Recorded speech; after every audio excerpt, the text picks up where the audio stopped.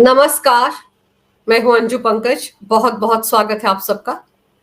कहते हैं जब गीदड़ की मौत आती है तो वो शहर की तरफ दौड़ता है। कुछ ऐसा ही हाल इस वक्त भारत के मोस्ट वांटेड आतंकवादी भगौड़े जाकिर नाइक का होता दिख रहा है। दोनों बाप बेटा बड़े जोर शोर के साथ एक दिन पहले पाकिस्तान पहुंचे। कहा जा रहा है कि न्योता पाकिस्तान के प्रधानमंत्री शाहबाज शरीफ ने दिया था। टाइमिंग अपने आप में बड़ी दिलचस्प है। इधर जम्मू कश्मीर में विधानसभा चुनाव हो रहे हैं, उधर जाकिर नाइक पाकिस्तान पहुंच गया और अब पाकिस्तान पहुंचकर उसका रेड कारपेट वेलकम तो हुआ। तमाम नेता मंत्री उसको लेने के लिए एयरपोर्ट पहुंचे हुए थे।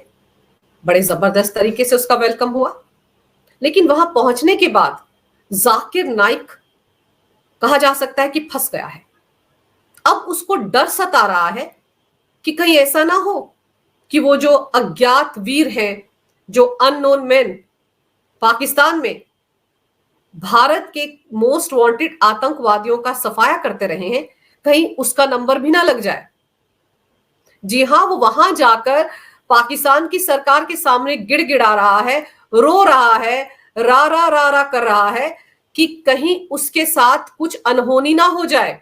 इसलिए उसको हाई लेवल की सिक्योरिटी प्रोवाइड की जाए पाकिस्तान में, क्योंकि उसके कई शहरों में व्याख्यान है जो वो भड़काऊ भाषण देता है।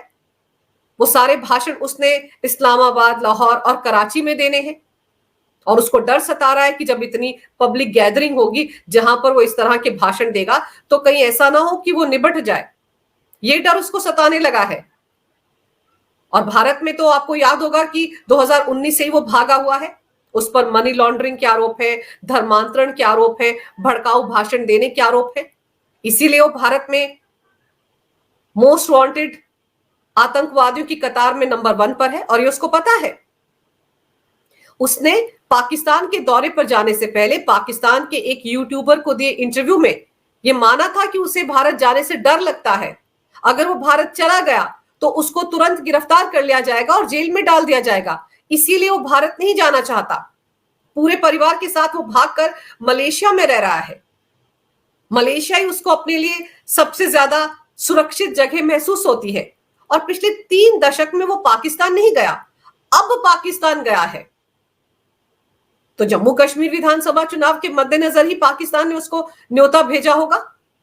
और फिर हो सकता है कि उसको कांग्रेस के नेताओं ने कहा होगा कि जरा पाकिस्तान जाकर घूम आओ, क्योंकि जाकिर नाइक के तो कांग्रेस के नेताओं के साथ काफी गहरे रिश्ते हैं। कांग्रेस हमेशा उस पर मेहरबान रही है। जाकिर नाइक के कई कार्यक्रमों में कांग्रेस के नेता दिग्विजय सिंह नजर आते रहे हैं। उसके गलवैया होते थे, उसे गले लगाते थे, उसको बहुत बड़ा नायक बताते थे। महेश भट्ट जैसे फिल्मकार उस पर फिल्में बनाना चाहते थे। कांग्रेस के नेता ही पाकिस्तान जाते हैं तो गुहार लगाते हैं कि मोदी को हटाने में हमारी मदद कीजिए। पाकिस्तान से आम भेजे जाते हैं राहुल गांधी को, शशि थरूर को और समाजवादी पार्टी के सांसदों को। और अभी हाल ही में एक वीडियो वायरल हो रहा है। पाकिस्तान के टीवी चैनल पर एक डिस्कशन चल रहा है, डिबेट चल रहा है, जिसमें कि आर्टिकल 370 की बहाली को लेकर चर्चा हो रही है। जम्मू कश्मीर विधानसभा चुनाव के दौरान नेशनल कॉन्फ्रेंस कह रही है कि अगर वो सत्ता में आ गए तो आर्टिकल 370 को ले आएंगे। कांग्रेस भी यही राग अलाप रही, क्योंकि कांग्रेस भी तो नेशनल कॉन्फ्रेंस के साथ मिलकर चुनाव लड़ रही है जम्मू कश्मीर में। और इसी मुद्दे पर पाकिस्तान के टीवी चैनल्स में हर रोज डिबेट हो रहे हैं। तो एक डिबेट में एक वहां के एक्सपर्ट कहते हैं कि मोदी को भारत में सभी लोग पसंद नहीं करते हैं। अरुंधति रॉय को ले लीजिए, तृणमूल कांग्रेस की नेता ममता बनर्जी को ले लीजिए, कांग्रेस को ले लीजिए, ये तो हमारे हमदर्द हैं। आर्टिकल 370 को लेकर ये भी वही सोचते हैं जो हम सोचते हैं। तो पाकिस्तान के एजेंडे को भारत में चलाने वाले कांग्रेस के नेता हैं। लोकसभा चुनाव के दौरान भी याद कीजिए, पाकिस्तान के पूर्व मंत्री फवाद चौधरी ट्विटर पर राहुल गांधी की जीत की दुआएं मांगते थे। ये कहते थे कि राहुल गांधी कांग्रेस आनी चाहिए, पाकिस्तान के लिए सबसे अच्छी पार्टी वही है, क्योंकि जब कांग्रेस का राज था तो फिर मनमाने तरीके से पाकिस्तान के आतंकवादी भारत में यहां वहां हर शहर में बम फोड़ा करते थे। आपको याद होगा 2014 से पहले जब भी कोई तीज त्योहार आता था तो पुलिस कर्मी लाउड स्पीकर पर अनाउंसमेंट करते थे कि लावारिस चीज को हाथ ना लगाएं, जहां कहीं बैठे आसपास देख ले कोई बैग तो नहीं रखा है, कोई ट्रांजिस्टर तो नहीं रखा है, कोई खिलौना तो नहीं रखा है। आए दिन धमाके होते थे। लेकिन जब से मोदी सरकार आई है पाकिस्तान पर शिकंजा कस चुका है। इंटरनेशनल भिखारी बना हुआ है पाकिस्तान। हो सकता है पाकिस्तान को लग रहा होगा कि बहुत पैसा है जाकिर नाइक के पास, उसको बुलाया गया है तो क्या पता जाते जाते कुछ पैसा देकर जाए पाकिस्तान के हुक्मरानों को, यह भी हो सकता है। लेकिन जाकिर नाइक जैसे ही पाकिस्तान पहुंचा है उसको लगने लगा है कि उसके साथ कुछ भी हो सकता है। और मजेदार बात यह है कि जाकिर नाइक सुरक्षा मांग किससे रहा है? पाकिस्तान की आईएसआई, पाकिस्तान की सेना, पाकिस्तान की पुलिस से, जो अपने यहां जिन आतंकवादियों को उन्होंने पनाह दी थी, जिन आतंकवादियों को वो पाल रहे थे, उनकी सुरक्षा नहीं कर पाए। आज तक पता नहीं चल पाया कि वो 15-20 आतंकवादी जो मारे गए थे पाकिस्तान में, आखिर कौन अननोन मैन थे, कौन अज्ञात वीर थे जिन्होंने उन्हें टपकाया। अगर इतनी ही काबिल होती पाकिस्तान की आर्मी, वहां की पुलिस, तो आज तक पकड़ लेते उन लोगों को जो बाइक पर आते हैं, अचानक से बम फेंक कर चले जाते हैं, गोली चलाकर चले जाते हैं। जब आईएसआई और पाकिस्तान की आर्मी अपने यहां पाले जा रहे अपने एसेट जिनको कहते हैं आतंकवादियों को, उनकी सुरक्षा नहीं कर पाए, उनको संभाल कर नहीं रख पाए, तो जाकिर नाइक की सुरक्षा क्या करेंगे? जाकिर नाइक को अगर हाई सिक्योरिटी दे भी दी गई तो इस बात की क्या गारंटी है कि वो सिक्योरिटी सच में उसकी सुरक्षा कर पाएगी या नहीं? और फिर जाकिर नाइक को याद आ रहा होगा कि अभी अप्रैल महीने में ब्रिटेन के अखबार द गार्जियन में एक रिपोर्ट छपी थी। बड़ा चौंकाने वाला खुलासा किया था उस अखबार ने, और यह दावा किया था कि भारत से बाहर जो उसके दुश्मन बैठे हुए हैं, आतंकवादी बैठे हुए हैं, उनको बड़े ही सीक्रेट तरीके से खत्म कर रहा है। इस अखबार में दावा किया गया था कि भारत सरकार ने पाकिस्तान में आतंकवादियों की हत्या करने का आदेश दिया है। भारत सरकार ने विदेशी जमीन पर रहने वाले आतंकवादियों को खत्म करने के लिए एक व्यापक रणनीति बनाई है, और उसी रणनीति के हिस्से के रूप में पाकिस्तान में एक सीक्रेट ऑपरेशन चलाया जा रहा है। इस अखबार में दावा किया गया था कि खुफिया अधिकारियों ने यह बताया है कि 2020 से अप्रैल 2024 तक 20 आतंकवादियों को मौत के घाट उतारा गया। हालांकि भारत ने द गार्जियन में छपी इस खबर का खंडन किया था और इसे बहुत ही दुर्भाग्यपूर्ण बताया था, लेकिन गार्जियन ने अपनी रिपोर्ट में भारतीय और पाकिस्तानी खुफिया अधिकारियों के हवाले से यह दावा किया था। उनका कहना था कि दोनों देशों के खुफिया अधिकारियों के साथ उनके रिपोर्टर ने बाकायदा इंटरव्यू लिया है, और पाकिस्तानी जांच एजेंसियों के लोगों की तरफ से शेयर किए गए दस्तावेज का जिक्र भी इस रिपोर्ट में किया गया था। इसमें कहा गया था कि भारत की खुफिया एजेंसी रॉ ने 2019 में हुए पुलवामा अटैक की घटना के बाद राष्ट्रीय सुरक्षा के लिए एक साहसी दृष्टिकोण अपनाया और कथित तौर पर विदेशों में अपने दुश्मनों का खात्मा करने की कार्रवाई शुरू की। और इस रिपोर्ट में यह भी कहा गया है कि खुफिया agency research and analysis wing यानी रॉ को सीधे तौर पर प्रधानमंत्री कार्यालय ही नियंत्रित करता है। उनकी देखरेख में ही सब कुछ हो रहा है, और दिल्ली ने उन लोगों को निशाना बनाने के लिए यह सीक्रेट ऑपरेशन चलाया है जिन्हें वो भारत का दुश्मन मानते हैं। और आपको याद होगा कि पिछले 1.5-2 साल में पाकिस्तान में रहने वाले भारत के कई मोस्ट वांटेड आतंकवादियों का सफाया हुआ है।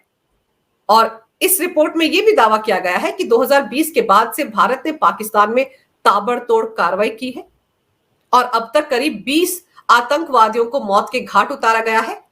इससे पहले भी इन हत्याओं के पीछे भारत को अनौपचारिक तौर से जोड़ा गया था, लेकिन ये पहली बार है कि भारतीय खुफिया कर्मियों ने पाकिस्तान में कथित अभियानों पर चर्चा की है। ये द गार्जियन अखबार दावा कर रहा है अपनी रिपोर्ट में। इस अखबार का कहना है कि इन हत्याओं के पीछे रॉ की प्रत्यक्ष भूमिका होने से जुड़े दस्तावेज उसके पास है। आरोपों से यह भी पता चलता है कि खालिस्तान आंदोलन से जुड़े सिख अलगाववादियों को भी चुन चुनकर खत्म करने की योजना तैयार की गई है, और इस ऑपरेशन को पाकिस्तान और पश्चिमी देशों में भी अंजाम दिया जा रहा है। आपको याद होगा कनाडा में भी खालिस्तानी आतंकवादी निज्जर की हत्या के बाद इसी तरह के आरोप भारत पर लगाए गए थे और उसके बाद भारत ने इस मामले में जांच पड़ताल भी की थी और भारत ने कहा था कनाडा से कि अगर उनके पास कोई सबूत है तो वो भारत की जांच एजेंसियों को सौंपे। और उसके बाद सिख फॉर जस्टिस का करता धरता आतंकवादी गुरपतवंत सिंह पन्नू, उसको लेकर भी अमेरिका ने भारत पर आरोप लगाए थे कि रॉ के थ्रू उसको मारने की साजिश रची गई। निखिल गुप्ता को रॉ का एजेंट बताया जा रहा है जिसको चेकोस्लोवाकिया में गिरफ्तार किया गया था और बाद में प्रत्यर्पित करके उसे अमेरिका लाया गया था। न्यूयॉर्क की एक अदालत में उसको पेश किया गया था और अमेरिका लगातार भारत पर दबाव डाल रहा है कि पन्नू को मारने की साजिश रची जा रही है। तो अमेरिका को समझना चाहिए कि साजिश अगर रची गई होती तो पन्नू आज जिंदा नहीं होता। एफबीआई के चीफ रे भारत आए थे, क्रिस्टोफर रे, पिछले साल दिसंबर महीने में। तो एनएसए अजीत डोभाल ने उनसे दो टूक कहा था कि पन्नू सीआईए का एजेंट है, इसीलिए अभी तक बचा हुआ है, इसीलिए भारत ने उसे हाथ नहीं लगाया, जबकि वो भारत का मोस्ट वांटेड आतंकवादी है। हर दूसरे दिन नई नई धमकियां देता है भारत को। उसकी पंजाब में जितनी भी प्रॉपर्टी उसको एनआईए ने सीज किया है। अब ये सारे घटनाक्रम जाहिर सी बात है जाकिर नाइक को याद आ रहे होंगे पाकिस्तान पहुंचते ही।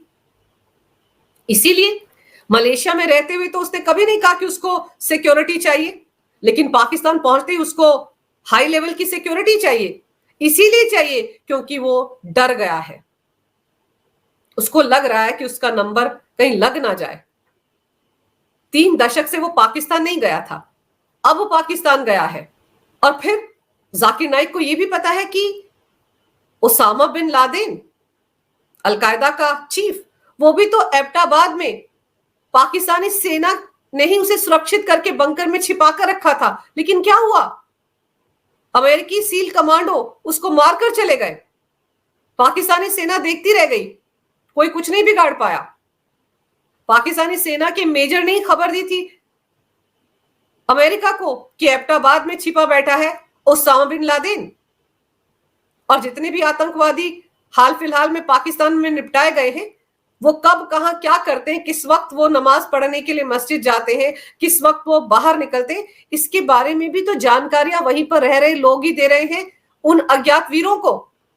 कोई तो उनकी मुखबिरी कर रहा है और ऐसे मौके में अपने बिल से बाहर निकलकर आ गया है खुद ब खुद जाकिर नाइक, जो उसके लिए बड़ा घातक कदम है। उसको तो अभी कई शहरों में पाकिस्तान के घूम घूम कर, इस्लामाबाद में, कराची में, लाहौर में, अलग अलग जगहों पर उसको अपने भाषण देने हैं, भड़काऊ भाषण देने हैं, भारत के खिलाफ जहर उगलना है, बताना है किस किस तरीके से वो धर्मांतरण करता रहा है, क्या क्या गुल खिलाता रहा है अपने पीस टीवी के जरिए, ये सब कुछ उसको बताना है। लेकिन साथ ही साथ उसको डर सता रहा है कि पता नहीं कब उसका नंबर लग जाए। अब क्या कहा जा सकता है, कब कहां क्या हो जाए कौन जानता है।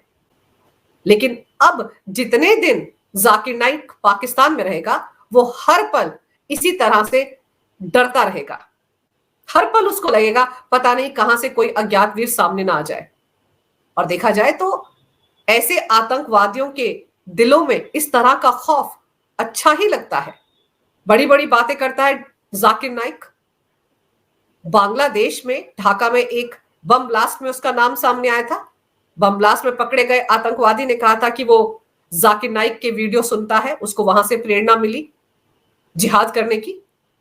तो जिहादियों को जाकिर नाइक ये कहता है कि उनको बड़ा दिलेर बनना है, कौम के लिए कुछ करना है। लेकिन जब बात अपने ऊपर आ रही है तो जाकिर नाइक को सुरक्षा चाहिए, क्योंकि उसको डर लग रहा है कि कहीं पाकिस्तान में कोई अज्ञात वीर उसको भी ना टपका दे, उसके बेटे को भी ना टपका दे।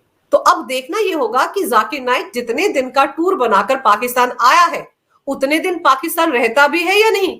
कहीं ऐसा तो नहीं कि अपने इस दौरे को बीच में छोड़कर वापस मलेशिया चला जाता है और फिर से अपने बिल में छिप जाता है।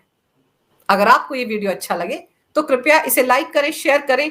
अगर आप पहली बार मेरे चैनल पर आए हैं तो कृपया मेरे चैनल को सब्सक्राइब करना ना भूलें। मेरे चैनल को अपना पूरा समर्थन दें। ये वीडियो देखने के लिए बहुत बहुत धन्यवाद।